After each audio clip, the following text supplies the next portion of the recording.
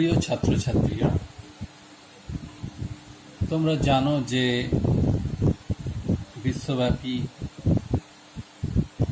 এই কোভিড-19 এর কারণে, করোনা ভাইরাসের কারণে আমরা স্কুল করতে পারছি না। কিন্তু তবুও আমরা জানি তোমাদের এই বছরটি খুবই গুরুত্বপূর্ণ। তার দিকে লক্ষ্য রেখে আমরা ক্লাসগুলো চালু করেছি। তোমরা আরও বেশি বেশি করে এতে অংশগ্রহণ করবে এই আশা রাখছি। আজকে আমরা যে অধ্যায় পড়ব সেটা হচ্ছে দ্রবণ। এই দ্রবণ জিনিসটা আমাদের অজানা জিনিস না। আমরা যখন জলে চিনি দিয়ে কিছুটা গুলিয়ে দিই, তারপর আমরা যখন জলের ওই মিশ্রণটার বিভিন্ন অংশ থেকে আমরা যখন ওই 1 চামচ জল খাই, তখন প্রত্যেকটা অংশতেই আমরা ওই চিনির স্বাদটা পাই। একই রকমভাবে যদি নুনও আমরা মিশাই জলের সঙ্গে, তখনও এই একই স্বাদ পাই। অর্থাৎ এখানে নুন বা চিনি ওই জলের সঙ্গে মিশে গিয়েছে। তো এখন এটাকে আমরা মিশ্রণ বলতে পারতাম, দ্রবণ কেন বলছি না? মিশ্রণ আর দ্রবণের একটা পার্থক্য রয়েছে। আমরা এই যে বললাম যে দ্রবণের প্রত্যেকটা অংশ থেকে আমরা যখন জলটা খাচ্ছি, ওই চিনির দ্রবণের থেকে প্রতিটা অংশ থেকে যখন জল পান করছি, তখন আমরা ওখানে প্রতিটা অংশে একই স্বাদ পাচ্ছি। এই যে ঘটনাটা, যে সব জায়গায় সমানভাবে ছড়িয়ে পড়া, দ্রবণের সব জায়গায় জিনিসটা ছড়িয়ে একই রকম থাকা, এই জিনিসটাকে বলা হয় সমসত্ব। অর্থাৎ সব জায়গায় সমানভাবে থাকা। এটা যদি না হয়, মিশ্রণের ক্ষেত্রে এটা নাও হতে পারে। যেমন আমরা চাল আর ডাল মিশিয়ে দিয়েছি, এক্ষেত্রে সব অংশে সমান চাল ডাল পাওয়া এমন কোনো মানে নেই, না পাওয়ার সম্ভাবনাই বেশি। তাই এখানে এটিকে আমরা মিশ্রণই বলি। আর দ্রবণে কিন্তু আমরা সব জায়গায় সমানভাবে পাবো, এটাকেই বলে সমসত্ব।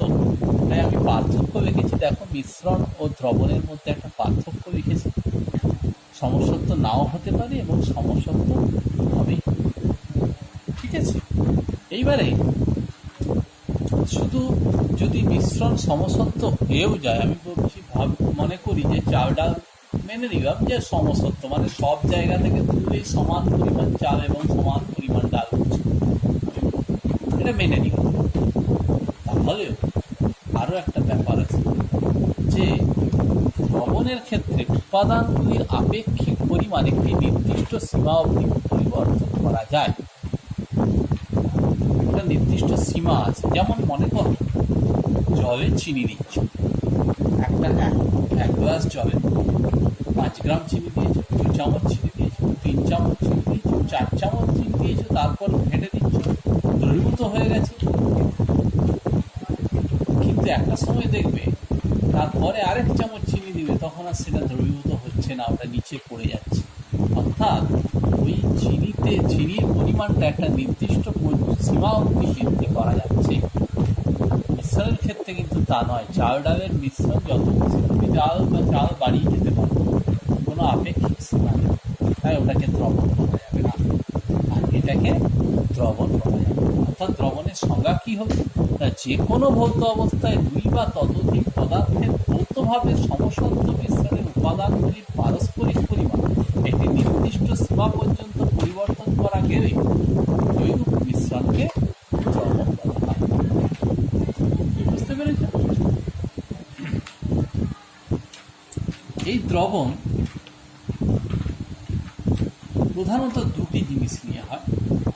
যেমন আমরা ওখানে দেখলাম চিনি এবং জল, এই যেটি সাধারণত বেশি পরিমাণে থাকে সেটাকে আমরা দ্রাবক বলি, আর যেটা কম পরিমাণে মেশাই সেটাকে দ্রাবক বলি। যদিও এই বেশি কম ব্যাপারটা সবসময় একই রকমভাবে খাটে না। যেমন জল চিনির মিশ্রণে জল হচ্ছে দ্রাবক এবং চিনি হচ্ছে দ্রাবক। আবার যদি মনে করো এক্ষেত্রে কি হয়েছে না, এক্ষেত্রে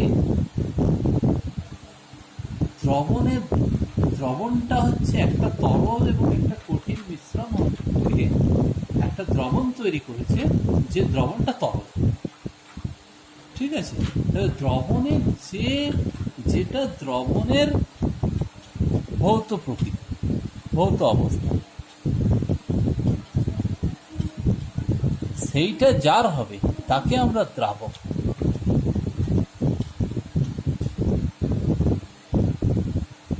একই যদি হয়, যদি দ্রাবক এবং দ্রাবক ভৌত অবস্থা আলাদা হয়, তাহলে যেটার দ্রবণে, যার ভৌত অবস্থাটা দ্রবণে হবে তাকেই বলবো আমরা দ্রাবক, আর অন্যটাকে বলবো দ্রাবক। যেমন জল চিনির দ্রবণে চিনি যতই মেশাই না কেন, তারা একটা নির্দিষ্ট সীমা অবধি তো মেশানো যাবেই আমরা জানি, কিন্তু যেহেতু জলের ভৌত অবস্থাটাই দ্রবণের ভৌত অবস্থা হয়েছে, তাই এটাকে দ্রাবক। আবার মনে করো দুটো তরল দ্রবীভূত করেছে, এটাও তরল, এটাও তরল,